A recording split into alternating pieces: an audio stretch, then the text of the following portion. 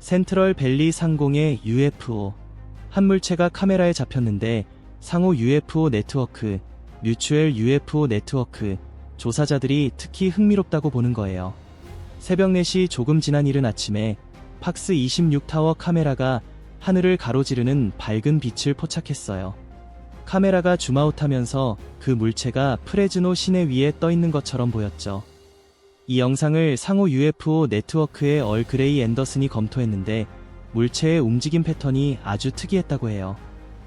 앤더슨 말에 따르면 그 빛이 잠깐 동안 엄청 빠르게 움직였다가 다시 멈춰서 떠 있는 자세로 돌아갔대요.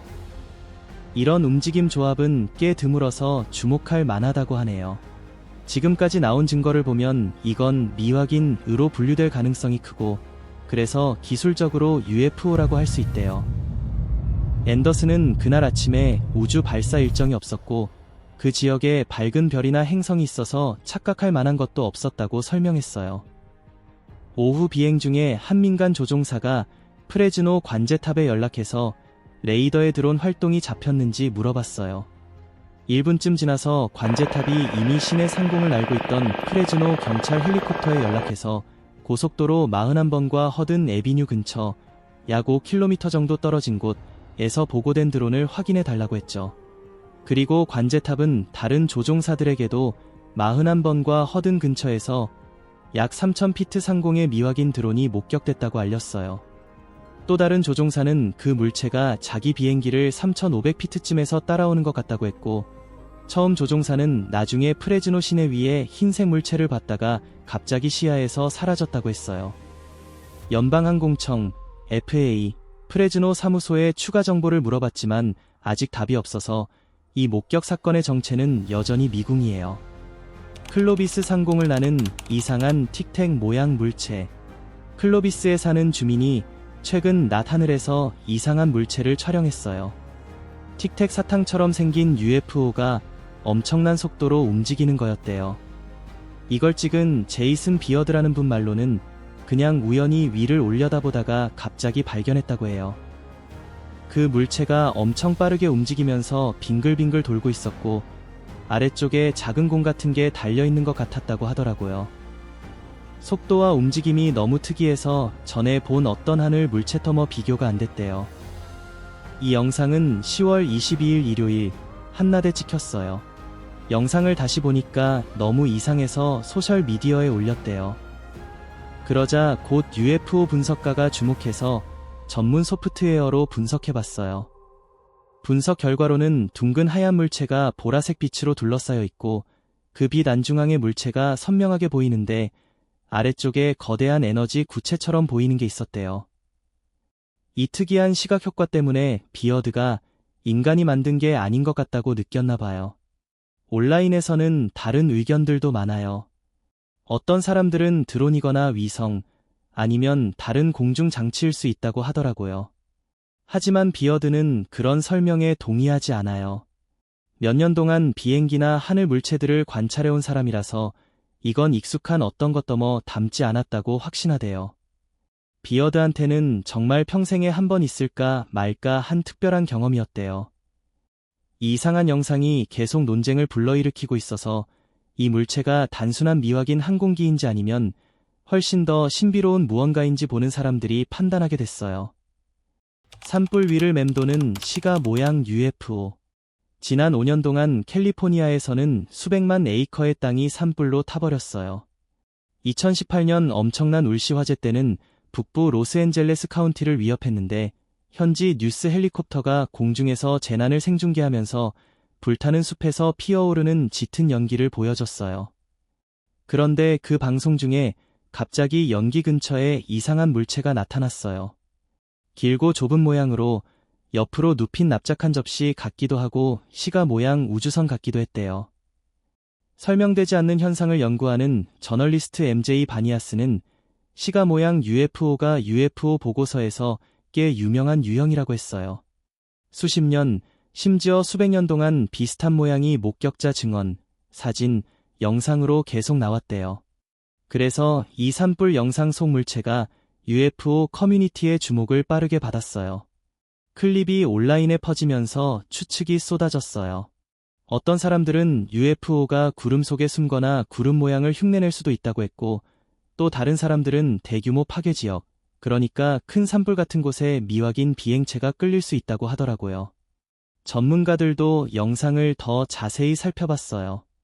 천문학자이자 영상 분석가인 마크 단토니오는 대기권에 얕은 각도로 들어오는 유성일 수 있나 싶었지만, 유성은 대기권 통과하면서 타는 게 보통인데 이 영상에서는 그런 게 안 보였대요. 과학 작가 믹 웨스트도 비행기 가능성은 배제했어요. 날개가 없고 너무 크거나 너무 느리게 움직여서 비행기라고 보기 어렵다고요. 더 조사하기 위해 웨스트는 비행 추적 데이터와 구글 어스를 써서 뉴스 헬리콥터 위치를 재구성했어요. 위성 사진으로 카메라 시야각도 정확히 맞춰봤대요. 그 결과 놀라운 사실이 밝혀졌어요. 카메라가 아래를 향하고 있었기 때문에 파란 배경은 하늘이 아니라 태평양이었어요. 그 신비로운 물체는 해안에서 약 50마일 떨어진 배들이 많이 다니는 항로에 있었고, 알고 보니 컨테이너 선박이었대요. 처음엔 UFO처럼 보였던 게 사실은 미확인 떠다니는 물체였던 거죠. 샌디에이고의 틱택 UFO. 2004년 11월 14일 샌디에이고 해안 앞바다에서 항공모함 USS 니미츠에서 2명의 전투기 조종사가 미확인 항공기를 조사하러 출격했어요. 그때 그들은 밝은 흰색의 타원형 물체를 봤는데 거대한 틱택 사탕처럼 생겼대요. 길이가 12m, 약 40피트 이상 되고 날개나 아뷸리, 일반적인 비행면 같은 건 전혀 보이지 않았어요. 조종사 중 한 명인 데이비드 프레이버 사령관은 나중에 인간의 항공기술 한계를 훨씬 뛰어넘는 기동을 했다고 설명했어요. 엄청난 고속으로 움직이다가 갑자기 90도 방향을 틀고 공중에서 뚝 멈추는 거였대요. 이런 움직임은 인간 조종사가 견딜 수 없는 엄청난 중력 가속도, 지포워스를 만들어내니까 알려진 비행기 기술로는 절대 불가능한 수준이라고 하네요. 물리학자 미치오 카쿠 같은 전문가들과 다른 분석가들은 요즘 센서 데이터와 군사 녹화 자료 덕분에 이런 사건을 아주 자세히 들여다볼 수 있게 됐다고 해요. 영상을 분석하면 속도도 추정하고 지포워스도 계산할 수 있어서 미확인 공중 현상에 대한 논의가 완전히 달라졌죠. 이제 목격자가 뭐 봤는지 증명할 필요 없이 기관들이 이 물체가 대체 뭔지 설명해야 한다는 주장도 나오고 있어요. 많은 UFO 조사자들에게 이 영상들은 정부가 첨단 기술에 대한 정보를 숨기고 있는 건 아닌지 의문을 던지게 해요. 일부 이론가들은 외계의 기술을 군사적으로 활용할 가치가 있어서 비밀로 하는 거라고 보기도 하고요. 만약 어느 나라든 그런 시스템을 손에 넣어서 역설계한다면 글로벌 힘의 균형이 완전히 바뀌고 기술 무기 경쟁이 엄청날 수 있으니까요. 다른 사람들은 비밀 유지가 다른 이유 때문이라고 보기도 해요. 일부 공개 지지자들은 화석 연료에 의존하지 않는 첨단 추진 시스템이라면 전 세계 석유 경제를 뒤흔들 수 있다고 생각하죠. 한편 비판하는 쪽은 정부 기관들이 원래부터 대중에게 정보를 거의 안 공개하는 문화가 있다고 지적해요. 심리학자 알렉산더 엔트는 외계 방문자가 확인되면 기본적인 사회 계약이 흔들릴 수 있다고 주장해요. 정부는 국민의 충성심 대신 안전을 보장해주는데 알 수 없는 외부 세력으로부터 시민을 보호하지 못한다면 그 전제와 국가의 권위 자체가 의심받을 수 있다는 거예요. 캘리포니아 카메라에 잡힌 외계인 같은 형체. 한 여성이 집 보안 카메라 영상을 보고 이상한 걸 발견한 뒤에 혼란스럽고 믿기지 않는 순간을 겪었대요. 정말로 화면에 보이는 게 맞는지 확인하려고 핸드폰을 아들에게 건네면서 떨리는 목소리로 물어봤죠. 그 영상은 6월 5일 남부 캘리포니아에서 링 카메라가 찍은 거였는데 멈추고 다시 재생하면서 봤어요. 아들은 보고 깜짝 놀라서 외계인 같아 하면서 경찰에 신고해야 할지도 모른다고 했대요. 어떤 사람들은 이 영상이 꽤 설득력 있다고 느끼기도 해요. 범죄 현장 재구성 전문가 스콜로더는 미지의 존재가 지구에 함께 살고 있을 가능성을 완전히 배제할 수 없다고 주장해요. 자료를 바탕으로 사건 보고서와 3D 모델 재구성을 만들었는데 증거에 따르면 키가 약 90cm, 약 3피트 정도 되는 생명체로 팔 2개 다리 2개를 가지고 보통 속도로 걷고 있었다고 추정했어요. 반면에 센트럴 플로리다 대학교의 디지털 이미징 전문가 숀 페인 박사는 이 형체가 기술적인 요인 때문에 왜곡된 인간일 가능성이 훨씬 크다고 봐요. 어두운 조명과 강한 영상 압축 때문에 카메라에 찍힌 모양이 많이 변형될 수 있대요. 영상이 여러 단계의 인코딩과 전송을 거치면서 중요한 시각 정보가 손실되니까 카메라에 나온 이미지와 사람이 직접 보는 건 완전히 다를 수 있다는 거죠. 초자연 현상 조사자 잭 바간스도 이 형체가 2002년 영화 사인즈에 나오는 가상의 외계인과 비슷하다고 지적했어요. 길쭉한 머리, 구부정한 자세, 가는 목, 좁은 팔 같은 특징이요. 하지만 전문가들은 큰 걱정할 이유는 없다고 해요. 집안에서 다른 이상한 활동이 없었기 때문에 이건 외계 방문자의 증거라기보다는 그냥 지나가던 평범한 사람의 왜곡된 녹화 영상일 가능성이 훨씬 높대요. 샤스타산과 잃어버린 레무리아 대륙. 2020년 11월에 연구원 윌리엄 헨리가 캘리포니아 위드라는 곳에 갔어요. 거기서 샤스타산 주변에 얽힌 미스터리를 조사하려고 했죠. UFO 목격 사례라든가 설명할 수 없는 실종 사건들, 그리고 이상한 존재들과의 만남 같은 것들요. 심지어 이 산 안에 시공간을 넘나드는 포털이 있을지도 모른다는 이야기도 탐구했대요. 그 여행 중에 헨리는 현지 작가 더스틴 네이프를 만났어요. 이분은 몇 년 동안 샤스타 산전설을 연구해온 사람이에요. 가장 흥미로운 이야기 중 하나가 바로 산 안에 산다는 신비한 빛의 존재들이에요. 어떤 연구자들은 이 존재들을 레무리아, 아니면 라고 불리는 전설 속 문명과 연결짓기도 해요. 레무리아라는 개념은 1864년에 처음 나왔어요. 동물학자 필립 슬레이터가 태평양에 사라진 대륙이 있었을 거라고 제안하면서 시작됐죠. 하와이 원주민 전통에도 태평양 섬들이 한때 거대했던 대륙의 자네라는 이야기가 있어요. 그 대륙에는 엄청 발전한 문명이 살았다고 해요.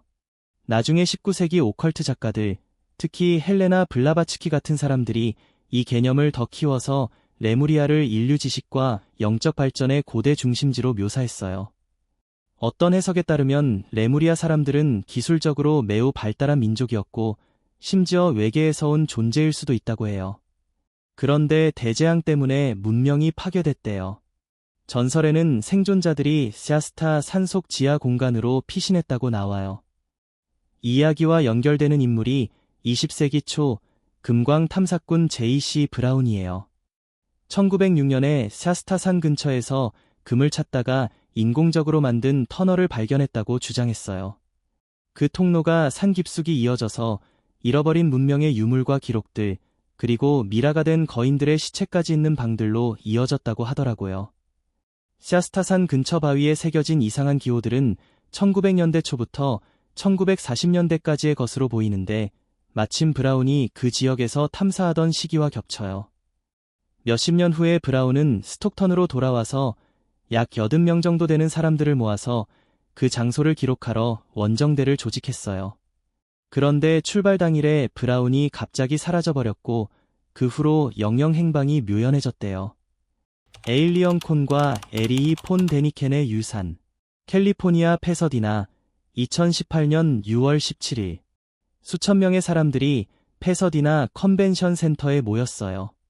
고대 문명, 외계 생명체, 그리고 설명할 수 없는 현상에 대해 이야기하는 사흘간의 행사, 바로 에일리언 콘이었죠. 이 컨벤션에서 가장 기대를 모았던 순간은 단연 에리히 폰 데니켄의 등장. 1968년에 나온 그의 책신들의 전차가 고대 우주인 이론을 대중에게 널리 알린 바로 그 저자예요. 폰 데니켄이 약 3,500명 정도 되는 관객들 앞에 무대에 올랐을 때 지지자들의 열광적인 박수가 쏟아졌어요. 이 사람들은 인류의 과거가 주류 과학이 말하는 것보다 훨씬 더 놀라울 거라고 믿는 분들이죠. 몇몇 관객들은 수십 년 동안 기존의 고대 역사 해석에 도전해온 그의 작업을 정말 칭찬했답니다. 폰 데니켄은 이런 아이디어에 관심을 갖게 된 계기가 종교적인 질문이었다고 설명했어요. 그는 여전히 신을 믿지만 전통적인 종교 해석에 의문을 품으면서 인류의 기원과 고대 문명의 고도로 발달한 존재들이 영향을 미쳤을 가능성에 대해 평생 답을 찾아 헤맸다고 해요. 신들의 전차가 출간된 지 50년이 지난 걸 돌아보며 그는 이 책이 독일과 스위스에서 빠르게 베스트셀러가 된 뒤 미국에서도 큰 성공을 거뒀다고 말했어요. 하지만 인기가 많아지면서 과학자들, 학자들, 미디어로부터 엄청난 비판을 받기도 했죠. 많은 사람들이 이 이론들을 단순한 추측이라고 일축했어요. 그래도 그는 굴하지 않고 이론을 계속 발전시켜서 결국 전 세계에서 수천만 부가 팔린 40권이 넘는 책을 펴냈답니다.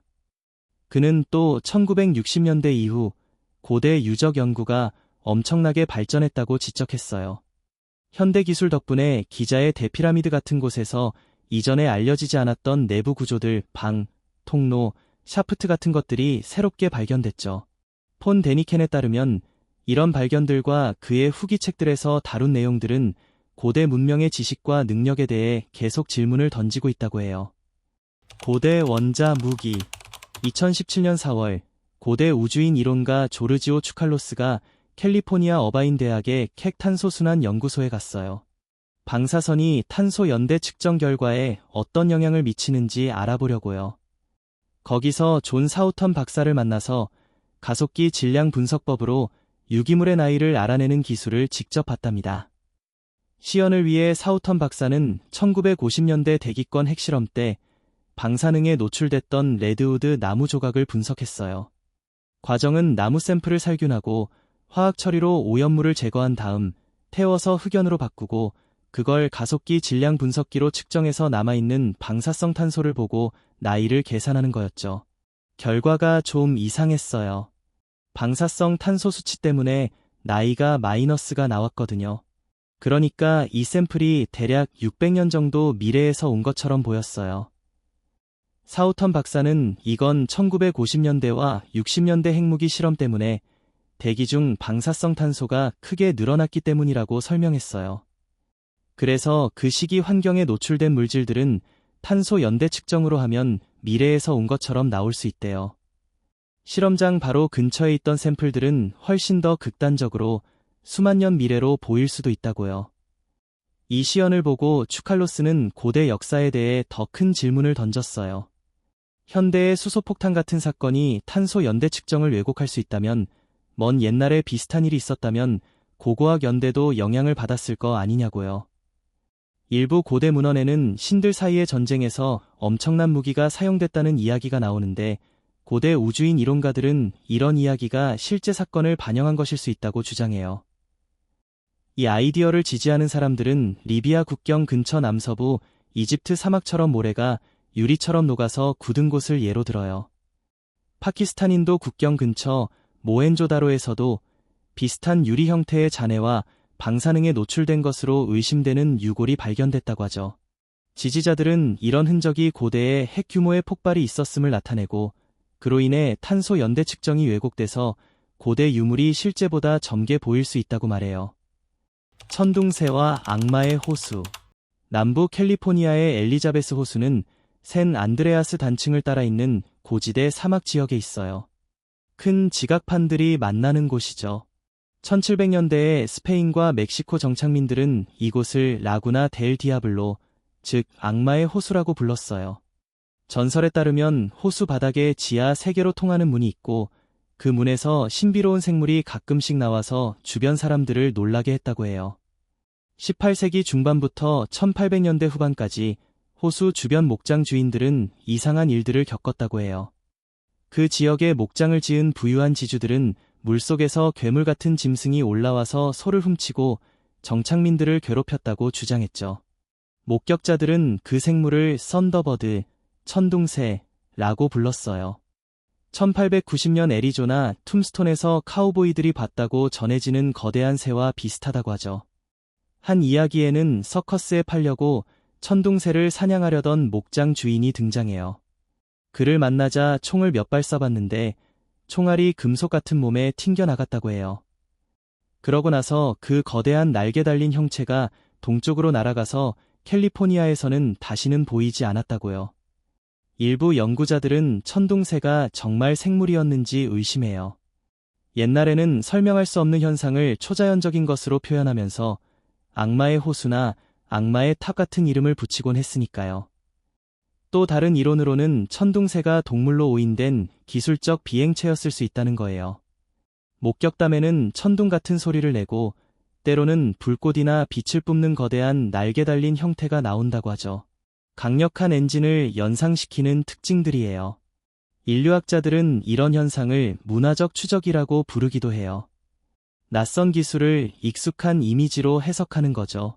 고대 중국 기록에는 나는 용이 나오고 이집트인들은 나는 배를, 로마인들은 나는 방패를 묘사했어요.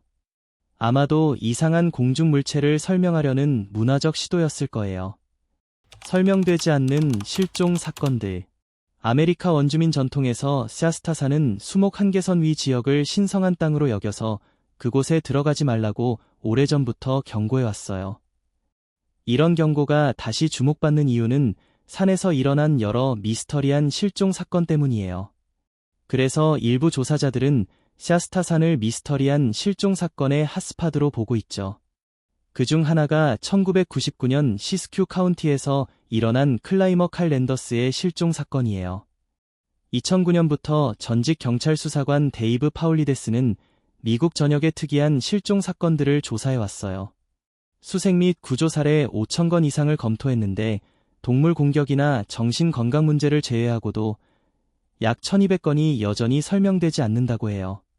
그중 여러 건이 샤스타 산 주변에서 일어났죠. 1999년 5월 25일 경험 많은 등산객 3명 칼 랜더스, 밀트 게인스, 베리 길모어, 가버니 플랫 등산로 입구에서 샤스타산을 오르기 시작했어요.